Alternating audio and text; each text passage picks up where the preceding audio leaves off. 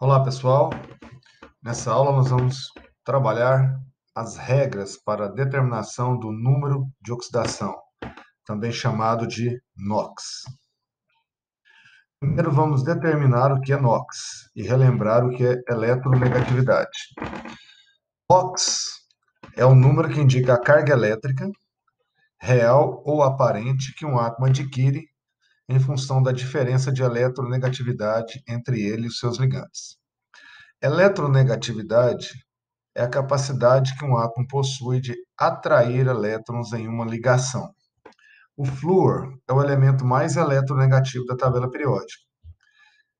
Na questão de eletronegatividade, a família 8A ela é excluída. E a eletronegatividade é um número adimensional, ou seja, não tem unidade. O maior valor é o do flúor, 4. E os menores valores estão aqui no outro extremo, que é do frâncio e do césio 0,7. Então, a eletronegatividade aumenta de baixo para cima, da esquerda para a direita. E ela mede a capacidade que um átomo possui de puxar, de atrair elétrons em uma ligação. Por isso que nós desconsideramos aqui a família 8A, os gases nobres, o grupo 18, porque eles não apresentam a tendência nem mesmo de formar ligações. Agora, aqui no texto, ele mencionou carga elétrica real ou aparente. Isso se deve ao tipo de ligação, se ela será iônica ou covalente. Quando dois átomos estabelecem uma ligação iônica, ocorre transferência de elétrons. Um átomo ganha realmente elétrons e um outro perde realmente elétrons. Por isso nós falamos carga real. Em uma ligação covalente, ninguém ganha, ninguém perde. Ocorre apenas o compartilhamento, podendo os elétrons compartilhados estarem mais perto ou mais distantes do átomo, né, em função da eletronegatividade de cada um. Então, em ligação iônica, como tem transferência de elétrons, nós dizemos que a carga é real.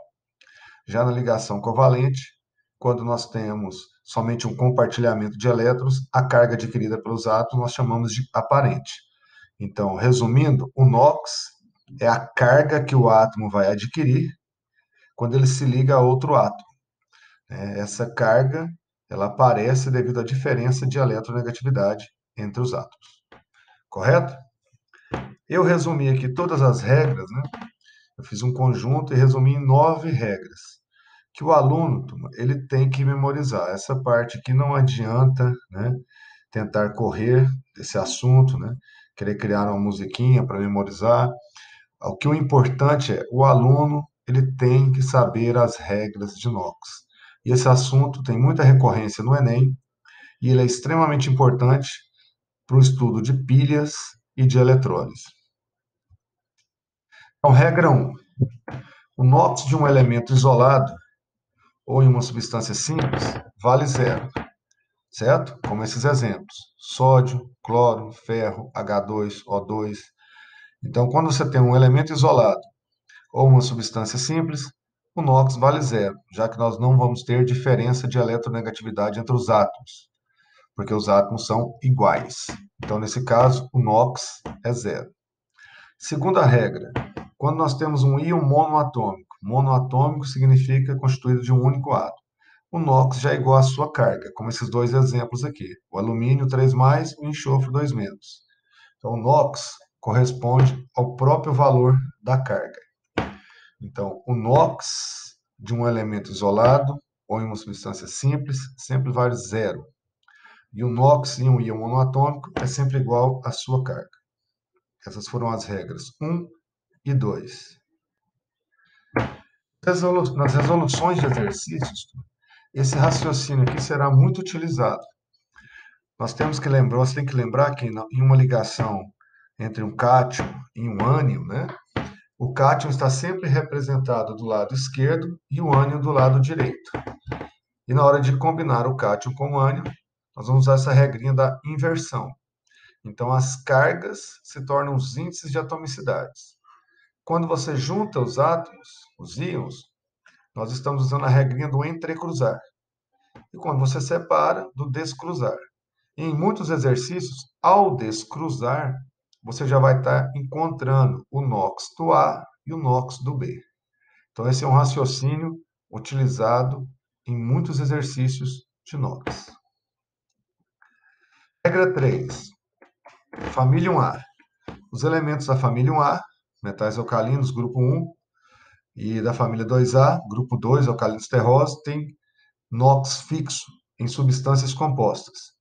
Sempre que um metal alcalino 1A aparecer em uma substância composta, o NOx é mais 1. E sempre que um alcalino terroso 2A aparecer em uma substância composta, o NOx é mais 2. Então, essa é a regra número 3. Então, regra 1, toda substância simples ou elemento isolado, o NOx é zero. Regra 2, o NOx de um íon monatômico é igual à própria carga. E regra 3, família 1A, NOx mais 1, 2A, NOx mais 2 em substâncias compostas. Quarta regra, em relação aos halogênios, grupo 17, 7A, e os calcogênios, grupo 16, 6A. Sempre que um halogênio é representado à direita da fórmula, o seu NOx é menos 1. E sempre que um calcogênio é representado à direita da fórmula, o seu NOx é menos 2. Então, família 7A, à direita da fórmula, menos 1. Família 6A, à direita da fórmula, menos 2. Nós temos aqui uma exceção importante do enxofre, o mineral pirita. O mineral pirita é o FeS2. A sua nomenclatura química é disulfeto de ferro 2. Disulfeto de ferro 2. E na pirita, embora o enxofre esteja à direita da fórmula, o seu NOx é menos 1. A pirita tem um apelido, ela é chamada de ouro de tolo. É um mineral encontrado, né, no subsolo e muitas vezes algumas pessoas se deparam com a jazida de pirita achando que encontraram ouro, certo? Por isso o nome ouro de tolo. Regra número 5. Além da família 1A, que tem NOx fixo, e da família 2A, que também tem NOx fixo, quais os outros elementos que possuem NOx fixo? É o flúor, menos 1, prata, mais 1, zinco e cádmio, mais 2, alumínio, mais 3. Os elementos de NOx fixo, eles são a minoria da tabela periódica. E essa é uma das regras mais importantes. O aluno tem que saber quais os elementos têm o NOx fixo. Então, 1A e prata, mais 1. 2A, zinco e cádmio, mais 2. Alumínio, mais 3. Flúor, menos 1. Os demais elementos da tabela têm NOx variáveis. Tem elemento que tem 2, 3, 4, 5, 6, 7 valores de NOx. Por isso é impossível memorizar o NOx dos demais elementos.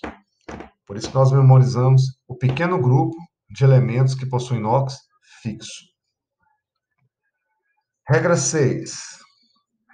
Se refere ao hidrogênio. O hidrogênio, na maioria dos compostos, ele tem NOx mais 1. Como nesse primeiro exemplo aqui, ácido nítrico, mais 1. Hidróxido de sódio, mais 1. Quando que o hidrogênio não vai ter NOx mais 1? Quando ele estiver combinado com elementos da 1A, exemplo, eu pus aqui sódio, ou elementos da 2A, exemplo, eu coloquei aqui o cálcio. São os chamados hidretos. Hidretos metálicos, compostos binários de um metal da 1A, de um metal da 2A com o hidrogênio. Então, nesses compostos, o hidrogênio terá o NOx menos 1. Então, exceto nos hidretos, sempre o hidrogênio vai aparecer com NOx mais 1. Correto? Regra 7, em relação ao oxigênio. Na maioria dos compostos, o oxigênio tem o NOx menos 2, exceto nos peróxidos, menos 1, superóxidos, menos meio, fluoretos, mais 2 e difluoretos, mais 1. Aqui, o que o aluno às vezes já desespera? Ah, eu vou ter que decorar todos os peróxidos, superóxidos, fluoretos, difluoretos? Não. Não por quê? Nos fluoretos e difluoretos, o que você tem que lembrar? Quando você for fazer os exercícios de NOx, você sempre vai começar a determinar o NOx pelo aquele elemento que, se tiver, né, se tiver um elemento de NOx fixo, você começa por ele. Então, flúor é um elemento de NOx fixo, menos 1. Sabendo disso, eu consigo determinar o NOx do oxigênio e encontrar nessa primeira situação aqui mais 2 e nessa segunda situação mais 1. Então, você não vai decorar os fluoretos e difluoretos? Você vai ter que lembrar que o flúor tem NOx fixo, -1. E com base no NOx do flúor, eu vou determinar o NOx do oxigênio. A mesma coisa que, por exemplo, nos peróxidos e superóxidos, né? Nesses compostos aqui, ó, potássio, que tem potássio e tem césio. Potássio é da família 1A. O césio também é da família 1A. Elementos da família 1A têm NOx fixo, +1. Então, na hora de determinar o NOx, na hora de resolver um exercício, eu vou começar determinando o NOx pelo potássio, pelo césio, não pelo oxigênio. E seguindo esse caminho, eu vou descobrir que esses compostos são peróxidos e superóxidos. A mesma coisa nesse outro composto aqui, nesse outro peróxido, o H2O2, o peróxido de hidrogênio, conhecido como água oxigenada, sua solução aquosa. O hidrogênio, nesse composto, tem NOx +1. Eu posso afirmar isso. Por quê? Porque o hidrogênio só tem NOx -1 se ele tivesse combinado com o elemento da 1A e da 2A, que são os hidretos metálicos. Então, numa resolução de exercício, eu vou começar tirando o NOx pelo hidrogênio. Então, não há necessidade de decorar quais são os peróxidos, quais são os superóxidos, quais são os fluoretos, quais são os difluoretos. A necessidade é lembrar que nos exercícios, se tiver algum elemento que você tenha certeza do NOx, você sempre começa por ele. E seguindo esse raciocínio, você vai descobrir o NOx do oxigênio, certo? Antes de mostrar a regra 8, na resolução de exercícios, nós vamos usar esse raciocínio. Você terá que usar esse raciocínio. O NOx, ele multiplica o índice de atomicidade para dar a carga total do elemento, certo? Então, mais A vezes X, mais XA, menos B vezes Y, menos YB. Lembre-se que do lado esquerdo nós temos o cátion, do lado direito nós temos o ânion. Então, esse raciocínio aqui é extremamente importante. Para achar a carga, você pega o NOx e multiplica pelo índice de atomicidade. E o contrário, quando você tem a carga e quer saber o NOx, você tem que pegar a carga, dividir pelo índice de atomicidade para achar o NOx. Esse é o raciocínio básico aqui da grande maioria dos exercícios de NOx. O NOx vezes o índice de atomicidade é igual a carga. Regra 8. Se o composto é neutro, o somatório das cargas tem que dar zero, como esses três exemplos aqui estão demonstrando. Na linha de baixo, eu coloquei o NOx, usando o raciocínio do slide anterior. O NOx multiplica o índice de atomicidade para dar a carga. E está vendo que em todos os exemplos, quando eu somo a carga, está dando zero. Cuidado quando tem parênteses. Você tem que lembrar que o número de fora, 3, multiplica os átomos que estão dentro do parênteses. Então, nós temos aqui, na verdade, 3 átomos de enxofre. Então, o NOx é mais 6 do enxofre, vezes 3, mais 18. O NOx do oxigênio é -2, vezes 12 oxigênios, 3 vezes 4, menos 24. Certo? Vou voltar ao outro slide. Você tem que usar esse raciocínio. O NOx vezes o índice de atomicidade é igual a carga. E se o composto for eletricamente neutro, o somatório das cargas tem que dar zero. Se não deu zero, é porque você usou algum NOx errado ou fez alguma multiplicação errada. E a última regra. E quando o composto não é neutro? Se você estiver trabalhando com um íon poliatômico, um cátion com muitos átomos, um ânion com muitos átomos, aí nesse caso, o somatório da carga dos átomos é sempre igual à carga total do íon, como nesses três exemplos. O somatório das cargas no sulfato tem que dar -2. No fosfato, -3. E no amônio, +1. Então, o NOx multiplica o índice de atomicidade para encontrar a carga. E, nesse caso, o somatório das cargas não deve dar zero. Então, essas são as 9 regras de NOx. Recapitulando rapidinho. Regra 1. Elemento isolado, substância simples, o NOx é zero. Regra 2. Íon monoatômico, a carga é igual ao NOx. Regra 3. Família 1A, +1. Família 2A, +2. Certo? Regra 4. Regra 4, a do hidrogênio. Não, desculpe, na nossa ordem aqui nós vimos os calcogênios e halogênios. Quando você tem um halogênio 7A à direita da fórmula, menos 1. Um elemento da 6A à direita da fórmula, menos 2. Aí nós vimos a exceção da pirita. Depois, os elementos de inox fixo. 1A e prata, mais 1. 2A, cádmio e zinco, mais 2. Alumínio, mais 3. Flúor, menos 1. Depois, a regra do hidrogênio. O hidrogênio geralmente é mais 1, exceto nos hidretos. Depois, a regra do oxigênio. O oxigênio geralmente é menos 2, exceto peróxidos, superóxidos, fluoretos, difluoretos. Regra 8, o somatório das cargas tem que dar zero, se o composto for neutro. Regra 9, o somatório das cargas de um íon polatômico é igual à sua carga total. Agora, o negócio é exercitar e memorizar essas regras. Eu coloquei aqui alguns exemplos. Qual o NOx do elemento manganês, né, nesse composto? Como é que eu vou determinar o NOx do elemento manganês? O manganês, nós não vimos nenhuma regra, né, para ele, mas nós vimos para o potássio. O potássio, família 1A, então NOx mais 1. E o oxigênio, geralmente é menos 2.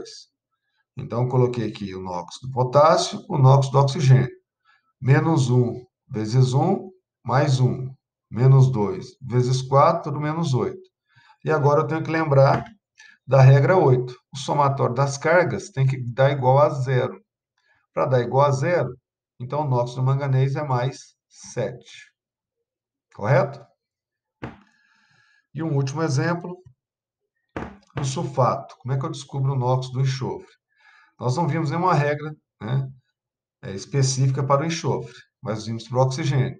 O oxigênio geralmente menos 2, vezes 4, menos 8.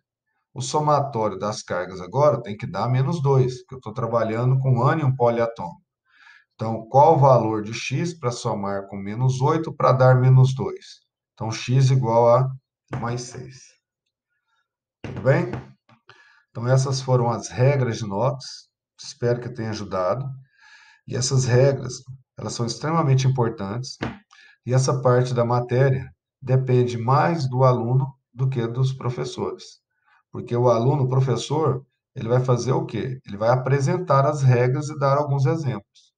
Agora, o aluno, aí entra a parte do aluno. O aluno tem que memorizar e executar o treinamento dessas regras. Essa parte não tem como o professor fazer para o aluno, certo? Espero que tenha ajudado. Até a nossa próxima aula. Abraço.